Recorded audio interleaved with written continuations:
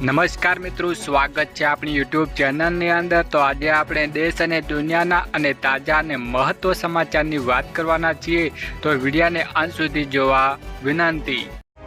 સૌપ્રથમ સમાચારની વાત કરીએ કે 1 ફેબ્રુઆરી 2025થી બદલાવા નિયમ।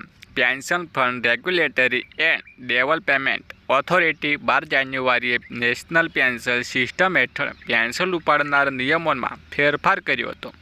નવા નિયમ હેઠળ એનપીએસ ખાતા ધારકોના તેમના પેન્શન ખાતાના યોગદાન માટે 25% સુધી ઉપાડી શકશે। વધુ આગળ મહત્વ સમાચારની વાત કરીએ કે 1 ફેબ્રુઆરી 2025થી બદલાવ નિયમ। અયોગ્ય ઉમેદવારોની ઓળખ ન થઈ હોય તે પુરવઠા વિભાગે હવે યુનિટ વેરિફિકેશનની તૈયારીઓ શરૂ કરી છે, જેમાં કોટેદાર તમામ સભ્યોને અંગૂઠાની છાપ લેશે જેમના નામે રાશન લેવામાં આવી રહ્યા છે। પહેલા મહિનાના ઘરોમાં એક સભ્ય રાશન લેશે, જ્યારે બીજા મહિને બીજો સભ્યનો અંગૂઠો વડે રાશન લેવું પડશે। આ રીતે દરેક મહિને નવા સભ્યો અંગૂઠા લગાવીને એક પછી એક રાશન લેશે, જ્યાં સુધી તમામ એકમોની ચકાસણી ન થાય ત્યાં સુધી આ ક્રમ ચાલુ રહેશે। વધુ આગળ મહત્વની વાત કરીએ કે 1 ફેબ્રુઆરી 2025થી બદલાવ નિયમ। રાજ્યમાં એક તરફ પુરવઠા વિભાગ દ્વારા સાયલેન્ટ રેશનિંગ કાર્ડ ફરી શરૂ કરવામાં ઝુંબેશ ચાલી રહી છે, ત્યાં બીજી તરફ સતત સાયલેન્ટ કાર્ડની સંખ્યામાં વધારો પણ થઈ રહ્યો છે। તંત્ર દ્વારા એક તરફ લાયસન્ટ થઈ ગયેલા કાર્ડ ફરી શરૂ કરવામાં ખાસ ઝુંબેશ ચલાવી રહ્યા છે, પરંતુ સાથોસાથ તંત્ર દ્વારા મહિનાથી વધુ સમયથી અનાજ નહીં લેતા રેશન કાર્ડ ધારકોને કાર્ડ સાયલેન્ટ કરવામાં આવી રહ્યું છે। આગળ મહત્વની વાત કરીએ કે 1 ફેબ્રુઆરી 2025થી બદલાવ નિયમ। રેશન કાર્ડ ધારકોને લોટરી લાગશે। ફેબ્રુઆરી મહિનાથી રાજ્યની તમામ રેશનની દુકાનો દ્વારા ઘઉં અને ચોખાની સાથે બાજરી પણ મફતમાં આપવાનો નિર્ણય લીધો છે। વધુ મહત્વની વાત કરીએ કે ફેબ્રુઆરી મહિનામાં રાજ્યમાં જાહેર વિતરણ વ્યવસ્થા હેઠળ લાખો રાશન કાર્ડના નવીકરણનું અભિયાન શરૂ કરવામાં આવશે। આગળ મહત્વ સમાચારની વાત કરીએ કે આવાસ યોજના સમાચાર। પીએમ આવાસ યોજનાનો નથી મળતો લાભ, અહીં કરો ફરિયાદ। જો તમે પીએમ આવાસ યોજના માટે અરજી કરી રહ્યા છો તો સૌપ્રથમ તમારે જાણવા જોઈએ કે તમારું ફોર્મ યોગ્ય રીતે ભરાયું છે કે નહીં, કારણ કે ઘણા લોકો ફોર્મ રજીસ્ટ્રેશન થઈ જાય છે। પીએમ આવાસ યોજનાનો ટોલ ફ્રી નંબર તમે 180011 પર તમે આવાસ યોજનાની શહેરી ટોલ નંબર પર 1800113377 અને આ પીએમ આવાસ યોજના ગ્રામીણ માટે તમે ટોલ ફ્રી નંબર માટે 18001164 પર ફરિયાદ કરી શકો છો।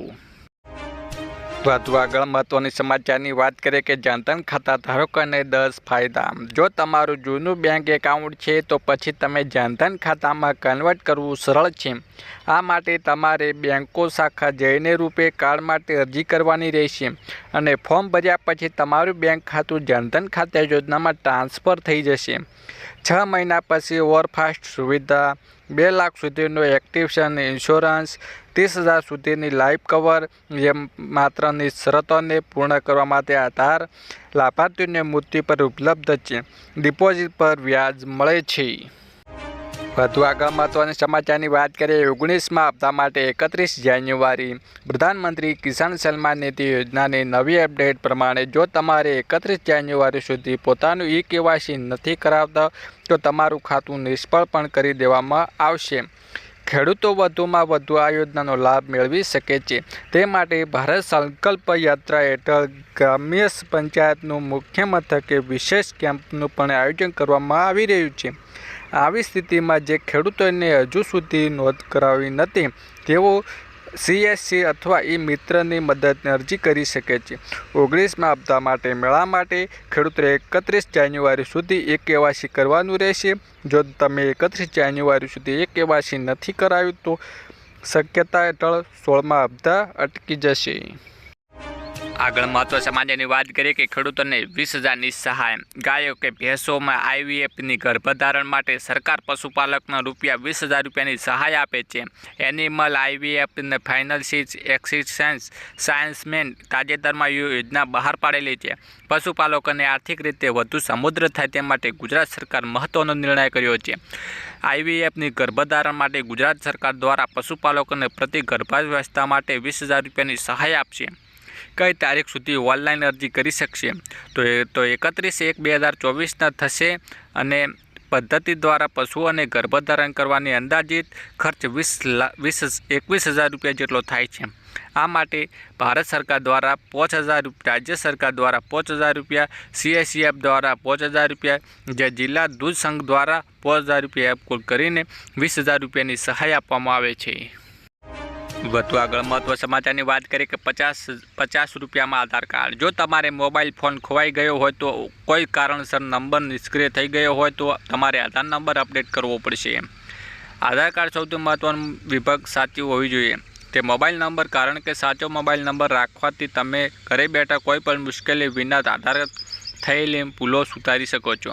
આવી સ્થિતિમાં જો તમારું આધાર જૂનો નંબર આપ્યો છે અથવા તમે નવો નંબર લીધો છે તો તરત જ તમારો નવો નંબર અપડેટ કરો.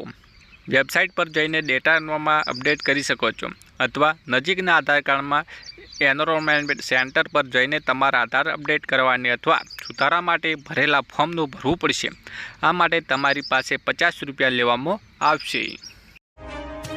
વધુ મહત્વની આગળ વાત કરીએ ખેડૂતને લોન માટે લોન માફ યોજના. કિસાન ક્રેડિટ કાર્ડ KCC યોજના 1998માં કેન્દ્ર સરકાર દ્વારા ખેડૂતોને તેમના ખેતી અથવા કૃષિ ખર્ચ માટે પર્યાપ્ત ધિરાણ પ્રદાન કરવા માટે શરૂ કરવામાં આવી હતી. આ કૃષિ અથવા કેન્દ્ર સરકાર યોજનાને હેઠળ ભારત સરકાર ખેડૂતોને કૃષિ માટે સરકારી સબસિડી રૂપમાં વાર્ષિક 4% રાહત દરે કૃષિ લોન સાથે સહાય પૂરી પાડે છે. વીમો પણ મળે છે. આ કાર્ડ ધરાવતા ખેડૂતોને અકસ્માત વીમો પણ કવચ પણ મળે છે, જેને કારણે દુર્ઘટનાના કિસ્સામાં ખેડૂતોને તેમના પરિવારોને નાણાકીય સુરક્ષા મળી રહે. છેલ્લે મહત્વ સમાચારની વાત કરીએ કે આજના તાજા ખેડૂત સમાચાર 27 થી 30 જાન્યુઆરી દરમિયાન કચ્છ, સૌરાષ્ટ્ર અને ઉત્તર ગુજરાતમાં માવઠું થઈ શકે છે. અંબાલાલ પટેલની આગાહી. ઉત્તરાયણ બાદ ડુંગળીના નવા માલની આવકો વધવા ભાવમાં નરમાઈનો માહોલ જોવા મળી રહ્યો છે. ત્યાં સુધી બજારોમાં વધી મુશ્કેલીમાં મહુવા સફેદમાં 301 તોલાનો 288 રૂપિયાનો થયો હતો. રાજકોટમાં 305 રૂપિયા રહ્યો હતો. જીરુની બજારમાં વાયદો સુધારવા માટે 100 થી 150 રૂપિયાનો ભાવ સુધર્યો હતો. સારી ક્વોલિટીના કપાસમાં 10 રૂપિયાનો સુધારો. ઊંચા ભાવમાં 1545 રૂપિયા, જ્યારે એવરેજ ભાવ માટે 1350 થી 1450 રૂપિયા ભાવ મળ્યો હતો. જાડી મગફળીનો ઊંચો ભાવ 1421 રૂપિયા હતો. ઝીણીની મગફળીમાં 1250 રૂપિયાથી 1350 રૂપિયા ભાવ મળ્યો હતો.